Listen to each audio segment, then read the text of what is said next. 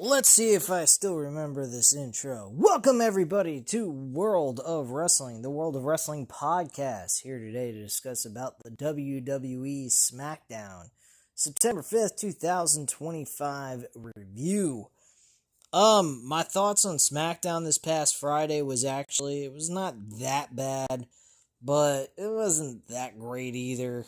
It's still, I haven't watched Smackdown in a couple of weeks. And I don't think I've missed too much, really, to be honest with you guys. I think the show's been kind of lackluster.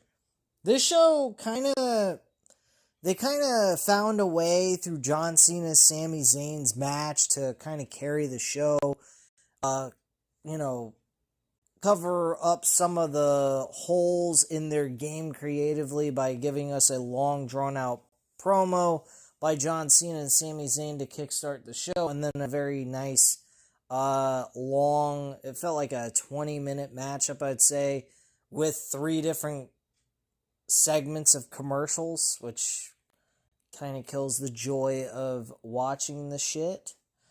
I will admit this to you guys. I hope that on ESPN that the WWE WrestlePalooza event is not full of commercials or has any commercials outside of in-between segments from the matches like they normally do from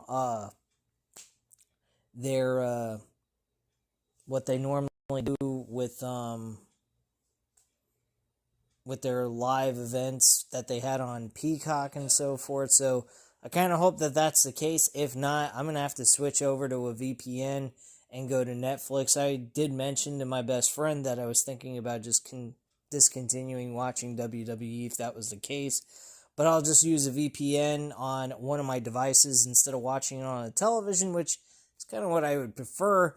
Speaking of VPNs, if you guys are interested in still catching AEW All Out as well, and with the pirate websites that allow you to watch this shit for free, it's becoming very difficult to do.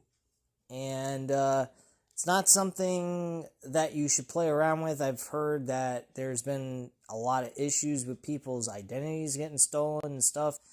So, truthfully, I would recommend not doing that. If you really want to get the pay-per-views and not have to fork out $39.99 while paying for an HBO Max or spending $49.99, I would recommend going ahead and using the VPN on Triller TV and utilizing that app and watching it on a tablet. At least the tablet's a lot bigger than a cell phone. And you can turn on your VPN and purchase the pay-per-view for like $24.99. So you're still legitimately watching the pay-per-view by paying for it, but it's a hell of a lot cheaper than going ahead and spending $39.99 or $49.99 on like Amazon or HBO Max. I honestly think that AEW, with that deal, shot themselves in the foot with its audience. I think it kind of sucks. Because you're technically still paying a lot more.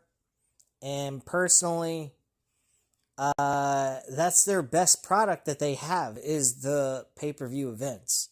The week-to-week shows are absolutely horrendous.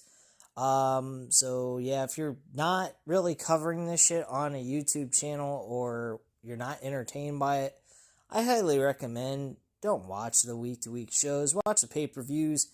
And don't bother getting HBO Max altogether. And you could use the VPN on your tablet device if you have one, and just purchase it for $24.99. You can easily get a VPN for free and do this.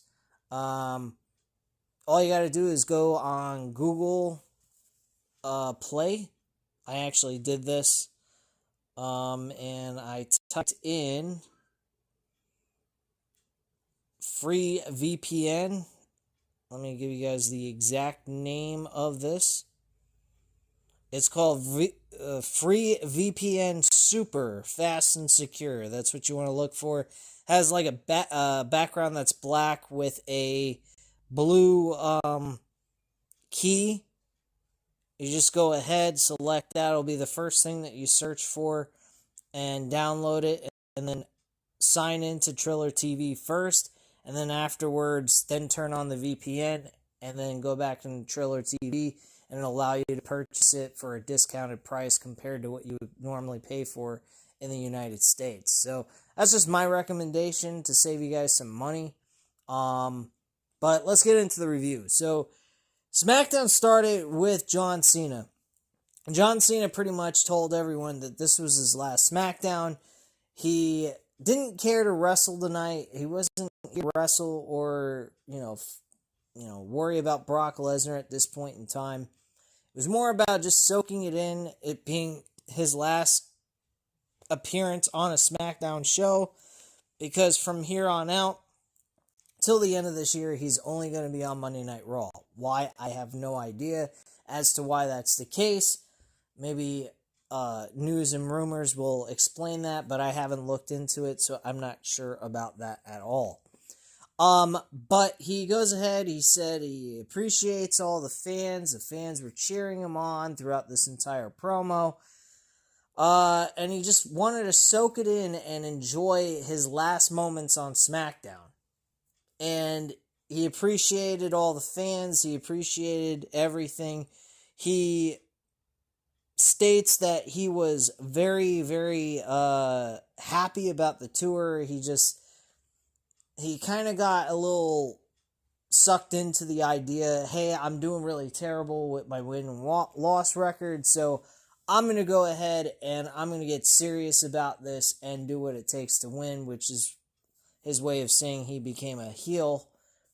Completely ignoring it, by the way. He didn't really state that he acted like a dick to everyone and said he was no longer with them. It's a toxic relationship. All this nonsensical bullshit that should have been done many years ago before this. So Sami Zayn then comes out and he says, you gave me my break when you went ahead and was the United States champion like I am now. And you gave me an opportunity, my debut match on the WWE main roster, and you gave me a shot at the WWE United States Championship. And I would just like to go ahead and announce that I would like to start my open challenge for the United States title with the blessings of John Cena giving me the okay to do so, since he's the one who started this originally, back 10 years ago. John Cena gave him his blessing, and then Sami Zayn went ahead and stated, hey man, we're not done yet. You and I want to have a match. I want you to be my first impromptu open challenge for the United States Championship. The match took place. Now, one thing that did stuck out at me like a sore thumb that I couldn't believe is the fans were booing Sami Zayn. I don't know why that's the case. I really don't understand why that is the situation here as to why he was being booed in Chicago at that night. Is it because of Iran? I mean, he is Arabic. I'm not sure what it is or what the point of why they booed him. It was very confusing. Threw me out to left field sort of thing. It was really kind of nuts. But anyway, the match did occur. Referee came out. Commercial break. They come back afterwards. Match takes place, and the two get it on. Match was pretty damn good for a televised match. I really didn't have any complaints with this matchup. I thought it was fair. I wish they'd cut down on the commercials during the matches. I mean, it's just overkill, man. It takes away the joy.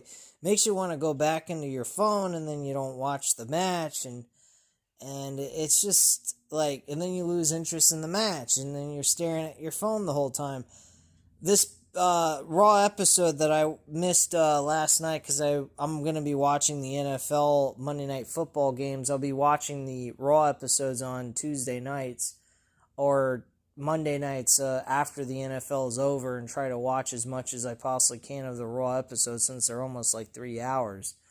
I tried to stay away from my cell phone completely. I watched majority of it and I didn't have my face in the phone. The show was not terrible by any means. There were some good stories being told, but I'll get into that review just after we upload this one.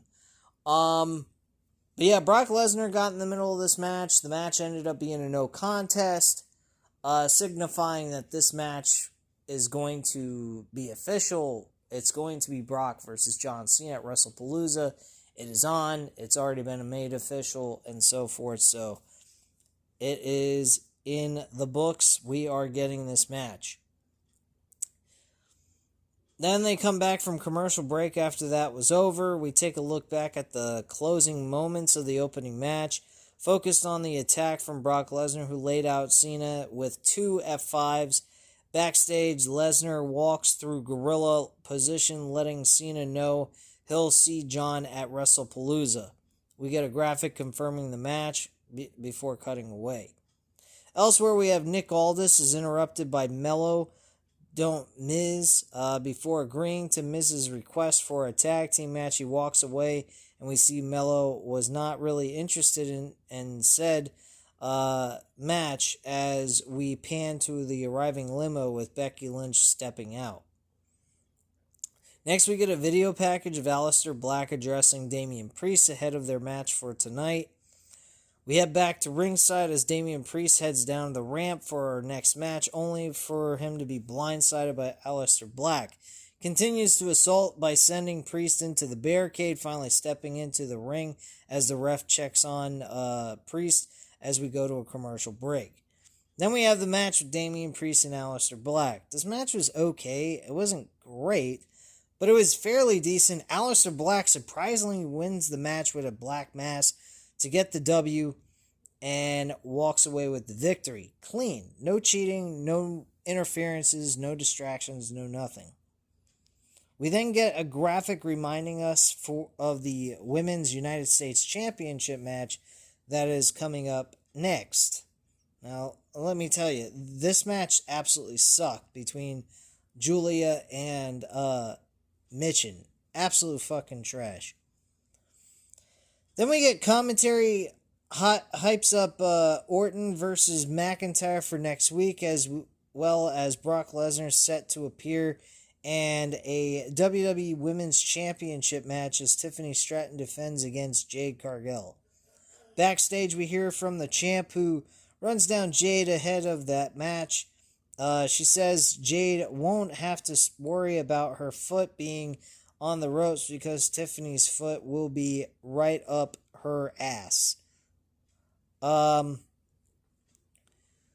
We cut away as Jade has it out with Nia Jax, the two trading heated words over their recent losses to the champ. Jade tells Jax to back off or she will catch these hands. Braun Strowman presumably nods in approval from wherever he's watching. Back at ringside, Julia is accompanied by Kiana James as she heads down the ramp. She is set to defend her U.S. Championship against Mitchin up next. Before the match occurs, backstage, Nick Aldis talks to Becky Lynch, addressing that CM Punk is in the building. He says there cannot be any issues tonight, something the man insists won't be a problem as she leaves the office.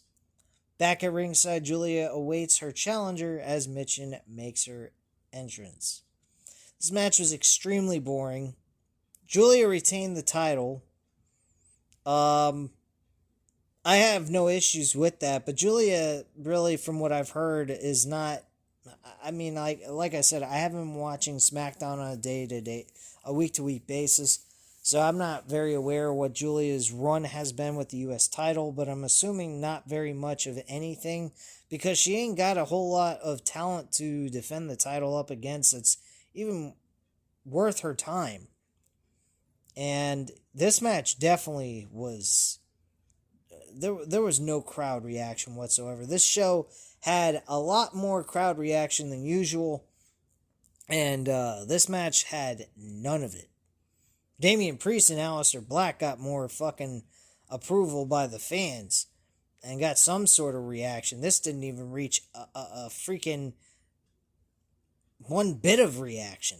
I mean, the crowd was absolutely dead for this match. Julia starts to attack Mitchin after the match is over, and with James joining in before the ref manages to break it up. We take a look back at the Women's Tag Team Championship match being called off after Charlotte Flair was attacked. Before heading backstage, Charlotte is waiting to get cleared as Alexa and Dr. Lily show up. Bliss offers some words of advice, leaving Lily with Charlotte before walking away. What the fuck? What are we getting? A reenactment of Mick Foley and The Rock with these two? What the fuck? We then head back to ringside to see Seth Rollins in the crowd with the World Heavyweight Championship in hand and everything.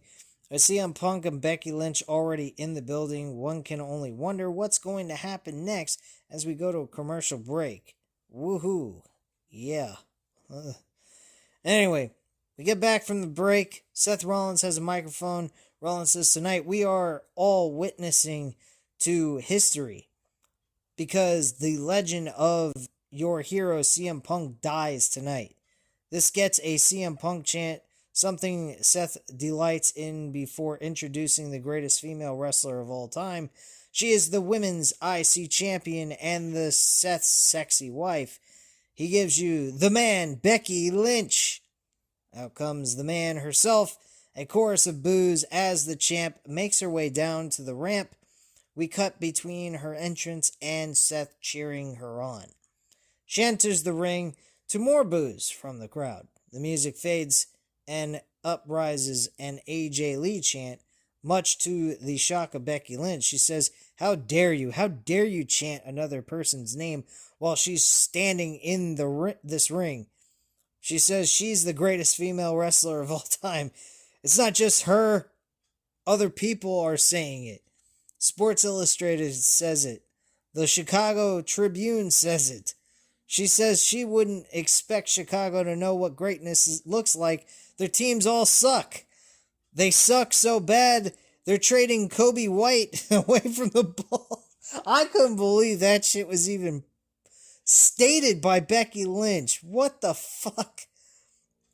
This textbook heel promo cuts off by the music of CM Punk. After a moment, Punk steps out onto the stage as the crowd sings his theme. Punk walks down the ramp, giving some appreciation to fans in the front row on his way to the ring. We get really nice wide shot showing Seth up in the crowd, waving at Punk as the latter poses on the apron and on the turnbuckle before getting into the ring itself. He stares down Lynch before getting a microphone.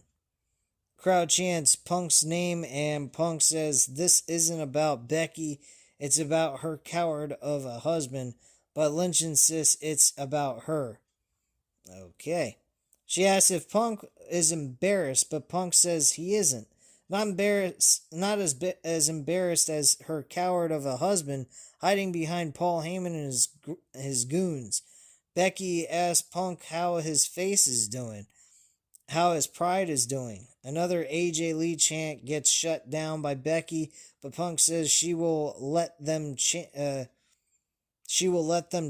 the name of AJ Lee if it bothers her so much.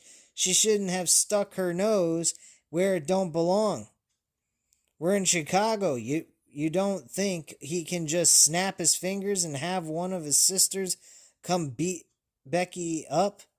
He brings up Bailey to Lynch, which Becky says she beat her already. He also brings up Rhea Ripley before Lynch responds by slapping Punk over and over again.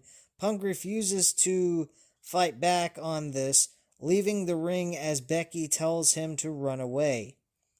Punk says this is the type of situation he never wanted to be in. He would never put his hands on a woman, but he knows somebody who will. And then out comes AJ Lee. That crowd fucking exploded. The fans chanted, "Holy shit." They knew it was coming, regardless. But they still chanted, "Holy shit." They blew up for this entire segment. They cheered for Becky Lynch, or not Becky Lynch, AJ Lee, and cheered her on as she jumped on top of Becky Lynch and started pounding her face in with hammer fists. I mean, she was going full in MMA on her and just hammer fisting her in the fucking face. It was, I mean, she wasn't like trying to brutally harm her in any way, but she gave her a black eye, by the way. That was actually mentioned on the Raw episode last night. And then Becky just leaves the ring after a beating and leaves I think she left the IC title because AJ left with it and then just kissed her husband CM Punk, and that's how the show went off the air. That was your entire Raw episode. I think, not the Raw episode, SmackDown episode. I think this SmackDown episode, again, like I stated earlier, wasn't a bad show, but it was masked with the early portion of the John Cena, Sami Zayn segment and the match with Brock Lesnar also getting involved at the end. So you add that, it kind of covered most of the first hour, so there wasn't a whole lot you could really say they could have fucked up. The only thing on the show that I think was bad was Julia and Mitchin for the U.S. Championship in the women's division. Other than that, Damian Priest, Aleister Black was not a bad match. It was a fair matchup. Nothing important, though. I kind of wish they got airtime on an actual PLE instead of just being fucking thrown on a SmackDown show that probably nobody gives a flying fuck about. And so on and so forth, but that's what we got. SmackDown was done the perfect way they possibly could without putting so much effort and creativity.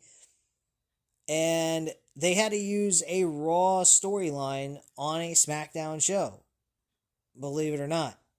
But it makes sense because they were in Chicago, so having AJ Lee return back to the WWE after 10 plus years of being gone and having her show up was kind of the right way to go with this. So having them plug a Raw storyline on a SmackDown show, I'm not going to really complain about. So I give them kudos for their efforts here tonight, even though they kind of jailbreak this shit to make it look good, but in reality, they pretty much made a pig look good, even though it's a pig, you know? And they try to make it look good and make it look presentable to the fans and whatnot, but I don't think SmackDown is going to hit the same way they did this past Friday. I think SmackDown this coming Friday is going to be pretty much a missed show that nobody's going to give a fuck about, but I'm going to be watching it regardless, so goody for me. Anyway, hopefully SmackDown's a good show, and I'm wrong about this, but I don't think so. Anyway, guys, you know what to do. Hit the like button if you like the video. Hit the subscribe button if you're not already subscribed to the channel. Leave a comment down below. I'll definitely get back to you on that. Thank you guys very much for watching. Have a great night, guys. I'll speak to you again soon for the Monday Night Raw episode.